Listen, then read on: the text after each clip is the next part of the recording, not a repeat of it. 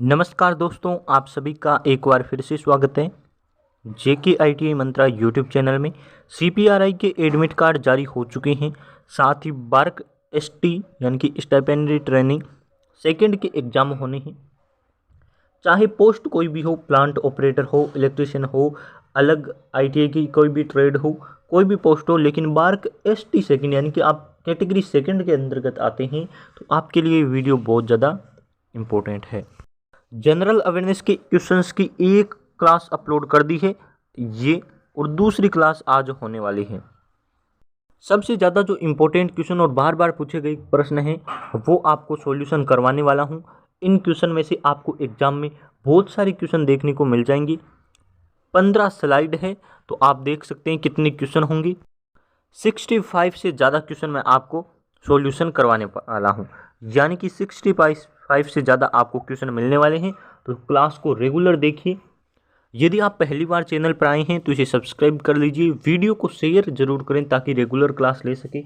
और यदि पहली बार आए हैं तो एक प्लेलिस्ट बना दी है बार्क एग्जाम के लिए, बार्क प्री एग्जाम के नाम से, और आपकी CPRI वालों के लिए बना दी है मिक्स नॉन टेक की प्लेलिस्ट। जाकर देख लीजिए, वहाँ पहले से जो क्लासेज हो रखी है CPRI की वो भी आपको मिल जाएगी। चलिए शुरुआत करते हैं। सबसे पहले आपको बताना चाहेंगे बार्क प्री एग्ज़ाम के लिए, बार्क मेंस एग्ज़ाम के लिए और प्री और मेंस दोनों के लिए टेस्ट सीरीज लॉन्च हो चुकी है। आपको लिंक दे रखा है डिस्क्रिप्शन में, जाकर आप ले सकते हैं। प्री एग्जाम में सभी ट्रेड्स के लोग ले सकते हैं, प्लांट ऑपरेटर वाले भी ले सकते हैं, और मेंस में केवल इलेक्ट्रिशियन वालों के लिए है, तो ज़रूर जाकर आप ज्वाइन कर सकते हैं। CPRI वालों की टेस्ट सीरीज का लिंक सबसे ऊपर दे रखा है डिस्क्रिप्शन में, जाकर वहाँ से आप भी ले सकते हैं। चलिए शुरुआत करते हैं। इंट्रोडक्शन काफ़ी है। नीति आयोग के उपाध्यक्ष कौन हैं, और ये क्वेश्चन अब सबसे ज़्यादा बार पूछा जाने वाला क्वेश्चन बन गया है। हर एग्जाम में आया है पिछले 6 महीने में, जितने भी एग्जाम हुए हैं, जैसे कि आपके DRDO STAB admin and align technician, DRDO के तीनों पेपर में आया है। साथ ही BRO टेक्नीशियन में आया है, आपके ICAR में आया है। कई एग्जाम ऐसे हैं जिनमें ये क्वेश्चन बार बार रिपीट हुआ है, तो आपके भी एग्जाम में आ सकता है, इसे ज़रूर पढ़ लीजिए। कुछ एग्जाम में इससे रिलेटेड क्वेश्चन आए हैं, कुछ में ये क्वेश्चन आया है, तो कंप्लीट आपको बताएंगे। पहले तो आपको बता दें, पहले जो आया था उस आयोग का नाम था योजना आयोग। क्या नाम था? योजना आयोग, ये आपके आयोग का नाम था। फिर इसकी स्थापना पूछे तो आपको ध्यान रखनी, इसकी स्थापना हुई थी मार्च 1950 में। ये क्वेश्चन बहुत ज़्यादा इंपॉर्टेंट है और पूछे जाते हैं। मार्च 1950 में स्थापना हुई थी किसकी? योजना आयोग की। अब देखिए, योजना आयोग की जगह कौन सा आयोग आया है, ऐसा क्वेश्चन पूछे तो आपको ध्यान रखना है योजना आयोग की जगह जो आयोग आया है उसका नाम है नीति आयोग। तो वो मैं आपको बता दूं, नीति आयोग अब किसकी जगह आया है, ऐसा क्वेश्चन कल ही मैंने आपको करवाया था और वो एक एग्जाम में पूछा गया था, तो आपसे भी पूछा जा सकता है नीति आयोग किसकी जगह आया है? योजना आयोग की जगह। अब इसकी स्थापना पूछे, क्योंकि स्थापना इसकी भी हुई थी 1 जनवरी आपकी 2015 को इसकी स्थापना होती है, तो ये बातें भी आपको ध्यान रखनी है। ये है आपकी नीति आयोग से संबंधित बातें। अब नीति आयोग के अध्यक्ष, उपाध्यक्ष और CEO तीनों ही पूछे जाते हैं, याद कर लीजिए। अध्यक्ष नहीं पूछा जाता, बहुत कम चांस है, क्योंकि अध्यक्ष का सबको पता है। हालांकि क्वेश्चन आता है तो आपके लिए बोनस पॉइंट ही रहेगा कि आपको इतना आसान क्वेश्चन दिया जाता है। प्रधानमंत्री होते हैं ना, जो भारत के प्रधानमंत्री हैं वो इसके अध्यक्ष हैं। अभी वर्तमान में कौन है आप सभी को पता होगा।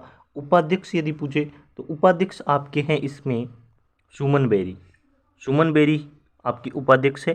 ये कल मैंने आपको क्वेश्चन पूछा था, आपने बताया नहीं होगा। और अब CEO की बारी आई, तो CEO कौन है? पहले थे परमेश्वर अय्यर, यानी कि अभी अभी परमेश्वर अय्यर थे, लेकिन अब वर्तमान में कौन बन गए हैं? वर्तमान में CEO यदि आपसे पूछे तो ये बन गए हैं आपके BVR सुब्रमण्यम। ये आपको ज़्यादा ध्यान रखना है, परमेश्वर अय्यर नहीं। अभी कौन है?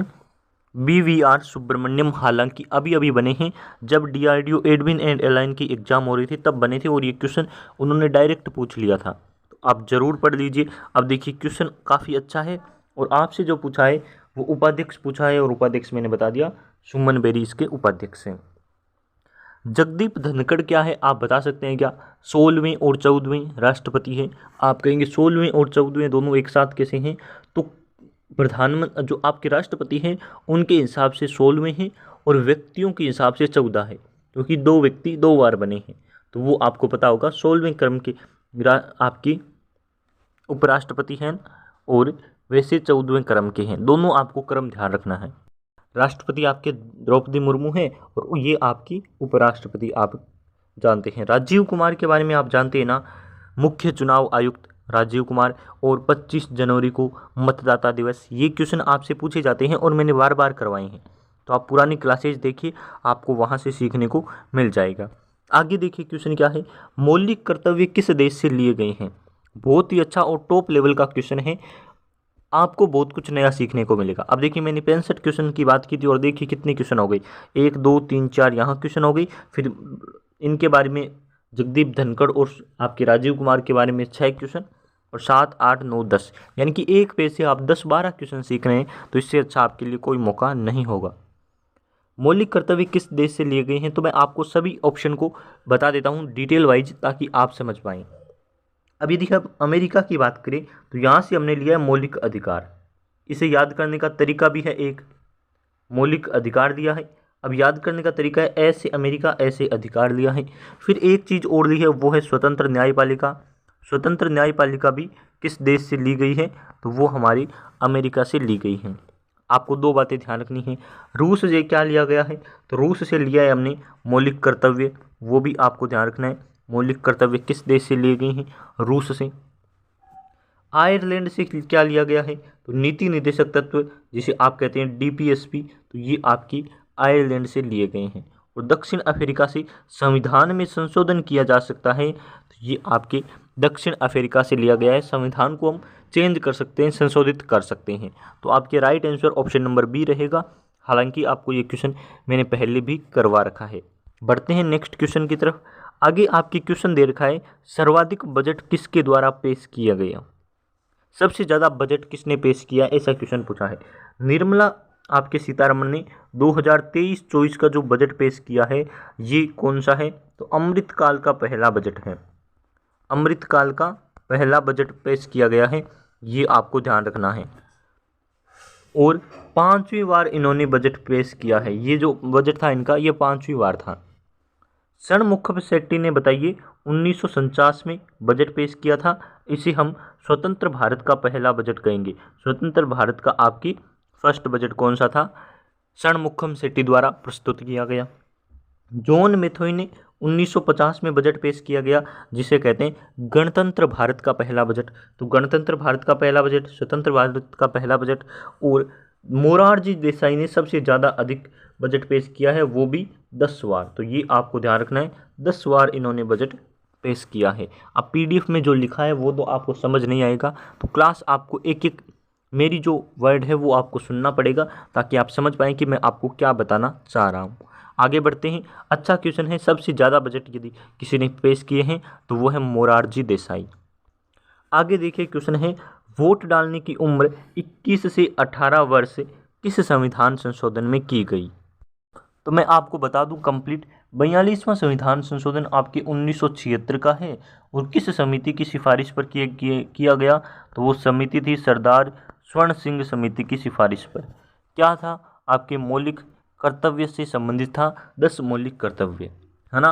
और 11वां मौलिक कर्तव्य कब जोड़ा गया, तो 11वां जोड़ा गया था आपकी 86वां संविधान संशोधन 2002 को आपकी 11वां मौलिक कर्तव्य जोड़ा गया। तो आपको दोनों बता दिए, 1976 का 42वां, 1986 का आपके 2002 में ये आपके 11वां मौलिक कर्तव्य।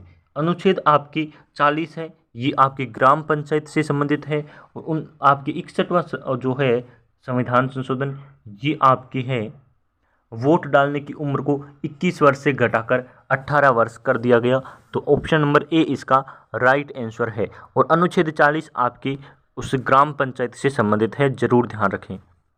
अब देखिए मिक्स नॉन टेक की प्लेलिस्ट में आपको जाना है। मिक्स नॉन टेक की प्लेलिस्ट बना दी है, और आपको लिंक भी मिल जाएगा डिस्क्रिप्शन में, जाकर चेक कर लीजिए। Railway ALP, navy tradesman, CPRI, Delhi metro, NPCIL सभी के लिए इंपॉर्टेंट क्लासेज वहाँ मिल जाएगी। बार्क के लिए अलग से प्लेलिस्ट है, बार्क प्री एग्जाम के नाम से या बार्क एग्जाम के नाम से, उसमें जाकर आपको क्लासेज अटेंड करनी है।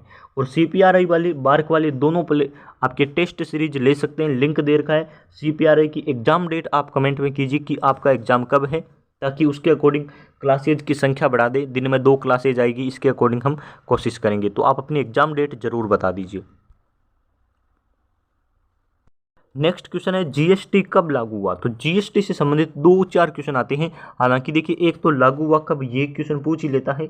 1 जनवरी 2017 आप याद कर लीजिए, 1 जनवरी 2017 को लागू हुआ। फिर आपसे क्वेश्चन पूछता है इसकी फुल फॉर्म। तो फुल फॉर्म में एक अच्छा ऑप्शन रहता है आपके गुड्स एंड, और आगे रहता है आपके सर्विस टैक्स। तो ये आपको ध्यान रखना है, इसकी फुल फॉर्म होती है। इसे फुल आप शॉर्ट में कह सकते हैं वस्तु और सेवा कर, है ना। तो ये आपकी इसकी फुल फॉर्म रहती है। हिंदी मीडियम वाले भी जरूर ध्यान रखें, क्योंकि फुल फॉर्म पूछी जाती है बार बार जनरल अवेयरनेस में, और अदर में आपकी कंप्यूटर का क्वेश्चन हो वहाँ पूछ लेता है फुल फॉर्म, जनरल साइंस में पूछ सकता है। अब देखिए आगे है आपके, फिर आपसे पूछा जा सकता है कि ये किस प्रकार का टैक्स है। तो ये एक अप्रत्यक्ष टैक्स है। अप्रत्यक्ष यानी कि इनडायरेक्ट टैक्स आपसे लिया जाता है, ये भी ध्यान रखें। ऑप्शन में एक सिंपल सा क्वेश्चन आता है कि निम्न में से कौन सा एक अप्रत्यक्ष कर है, और ऑप्शन में होता है GST, वस्तु और सेवा कर। तो ये वाला आपको करना है, ये अप्रत्यक्ष कर की श्रेणी में आता है। कौन सा संविधान संशोधन है, 101वां संविधान संशोधन है, ये आपको ध्यान रखना है। ये आपकी GST से संबंधित है, 101वां संविधान संशोधन। तो ये आपको ध्यान रखना है। 3-4 बातें हो गई ना, तो ये आपको ध्यान रखनी है। सबसे ज़्यादा ये क्वेश्चन और फुल फॉर्म आती है। स्थापना आपकी कम आती है, तो वो भी आप जरूर ध्यान रख लीजिए। चलिए आगे बढ़ते हैं, यानी कि कब लागू हुआ ये बहुत कम आता है, फिर भी आपको तारीख याद रखनी है, 1 जनवरी 2017। हालांकि ऑप्शन में आ सकता है जुलाई 2017 सिर्फ, तो वही करना है।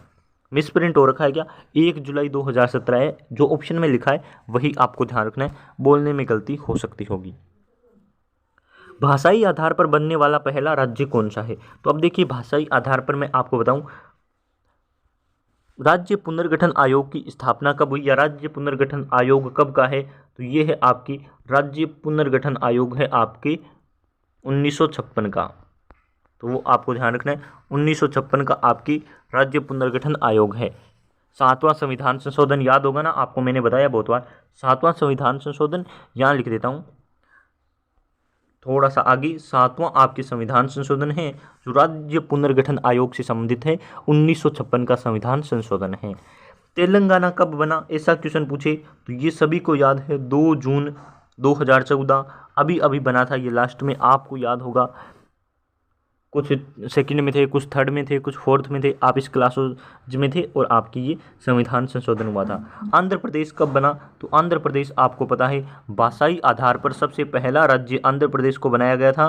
सबसे ज़्यादा यही क्वेश्चन आया है, 1953 को इसे राज्य का दर्जा दिया गया। तो आंध्र प्रदेश आपकी 1953 का है, जरूर पढ़ लीजिए। आगे बढ़ते हैं, नेक्स्ट क्वेश्चन आपकी स्क्रीन पर है, बहुराष्ट्रीय नौसैनिक अभ्यास मिलन 2022 कब हुआ। तो आपसे 2 क्वेश्चन आते हैं यहाँ, एक आता है बहुराष्ट्रीय नौसैनिक अभ्यास कब हुआ, या फिर एक क्वेश्चन आता है मिलन 2022 कहाँ हुआ। तो ये आपको ध्यान रखना है, विशाखापट्टनम में हुआ। सिंपल क्वेश्चन है, 2-4 बार आ चुका है। तो मिलन आपको ध्यान रखना है कहाँ हुआ, विशाखापट्टनम में आपके मिलन 2022 का आयोजन किया गया। आगे बढ़ते हैं, नेक्स्ट आपके सामने क्वेश्चन है कि गति शक्ति के कितने इंजन हैं। PM गति शक्ति आपको ध्यान होगी, इसके 7 इंजन है। परिवहन से संबंधित इंजन है ये, यानी कि परिवहन से संबंधित है 7 इंजन। ये 7 इंजन किससे संबंधित है, तो आपको ध्यान रखना है परिवहन से संबंधित। ये आपकी बजट से डायरेक्ट क्वेश्चन आता है, तो आपको ध्यान रखना है। फिर एक और क्वेश्चन आता है, वो आपके DRDO में भी आ चुका है, कई एग्जाम में आ चुका है, कवच क्या है। ये आपको ध्यान रखना है, कवच क्या है। ये एक ऑटोमेटिक ट्रेन प्रोटेक्शन सिस्टम है। आपको क्या ध्यान रखना है, ट्रेन प्रोटेक्शन सिस्टम है आपकी, ये आपकी सिस्टम है जो पूर्णतः भारत में बनाया गया है, और ये 2 ट्रेनों की आपस में टक्कर को रोकने के लिए बनाया गया है। जब ट्रेन सेम ट्रैक पर होगी और आपस में टकराने की संभावना है, तो ये कवच काम करेगा और सुरक्षा देगा। तो ये आपको ध्यान रखना है, इंपॉर्टेंट क्वेश्चन है। आगे बढ़ते हैं, वाल्मीकि राष्ट्रीय उद्यान कहाँ है। आपकी जो नेशनल पार्क है वहाँ से एक क्वेश्चन आएगा कि कहाँ है, तो मैं आपको बता दूँ वाल्मीकि है बिहार में। ऑप्शन नंबर बी आपको ध्यान रखना है। अब मैं आपको बता ही देता हूँ इसका आंसर, कंप्लीट एक्सप्लेन कर देते हैं। हीरा आपकी वाल्मीकि कहाँ है, तो आप कहेंगे बिहार में। उत्तर प्रदेश में कौन सा है, तो उत्तर प्रदेश में आपको ध्यान रखना है दुधवा, जो सबसे ज़्यादा बार पूछा गया है, दुधवा राष्ट्रीय पार्क कहाँ है, तो ये आपको ध्यान रखना है उत्तर प्रदेश में है। कान्हा आपके पन्ना और कुन्नो तीनों कहाँ है, तो ये आप कहेंगे एमपी में है, तो ये भी आपको ध्यान रखना है। उत्तराखंड वाला सबसे ज़्यादा बार पूछा जाता है, इसका मैं आपको बताऊँ, इसका पहले नाम था आपके हेल्ली राष्ट्रीय पार्क। हेल्ली राष्ट्रीय पार्क कहाँ था, तो ये आपको ध्यान रखना है। हेल्ली राष्ट्रीय पार्क कहाँ है, तो ये भी आपके उत्तराखंड में। फिर इसका नाम कर दिया गया जिम कॉर्बेट, ये भी आपको ध्यान रखना है, जिम कॉर्बेट भी उत्तराखंड में। फिर इसका नाम कर दिया गया रामगंगा, तो ये भी आपकी यहाँ ही है रामगंगा, तो ये आपको ध्यान रखना है, रामगंगा भी उत्तराखंड में है। तीनों एक ही नेशनल पार्क के नाम है, हालांकि नाम चेंज कर दिए गए हैं। अब जो क्वेश्चन आता है वो जिम कॉर्बेट और रामगंगा के नाम से आता है, तो आप चारों पांचों को नामों को ध्यान रखें और एग्जाम में आपके कोई भी नाम आए आप सही कर दीजिए। क्वाड में कौन सा देश शामिल नहीं है, अब देखिए ऐसा क्वेश्चन एक जरूर बनता है कि G7 में कौन सा देश शामिल नहीं है, क्वाड में कौन सा नहीं है, और आपकी ITU2 में कौन सा नहीं है, ITU2 में कौन सा देश शामिल नहीं है, ऐसा करके क्वेश्चन आते हैं। G7 में मैंने आपको करवा रखा है, ITU2 करवा रखा है, अब मैं क्वाड करवा देता हूँ। क्वाड मतलब 4 देशों का समूह है, यानी कि 4 देश एक साथ जुड़े हुए हैं। उसमें कौन कौन से हैं, भारत है, अमेरिका है, जापान है, एक है आपकी ऑस्ट्रेलिया, चौथा कौन सा है, ऑस्ट्रेलिया आपकी इसमें शामिल है। तो मैं इतना लिख देता हूँ, ऑस्ट्रेलिया ये आपके शामिल है। आगे है आपके चीन, ये इसमें शामिल नहीं है, तो आपको ध्यान रखना है 4 देश कौन कौन से हैं, अमेरिका, भारत, जापान और ऑस्ट्रेलिया, 4 देश इसमें शामिल हैं। आगे है प्रवासी भारतीय दिवस कब मनाया जाता है, इंपॉर्टेंट डेज में से एक क्वेश्चन आएगा। प्रवासी भारतीय दिवस 9 जनवरी को मनाया जाता है, तो ये आपको भी याद होगा अच्छे से, बहुत बार क्वेश्चन करवा रखा है। आगे है आपकी 2-4 ऑप्शन और एक्सप्लेन कर देते हैं जिससे हर कोई इसे आसानी से समझ पाए।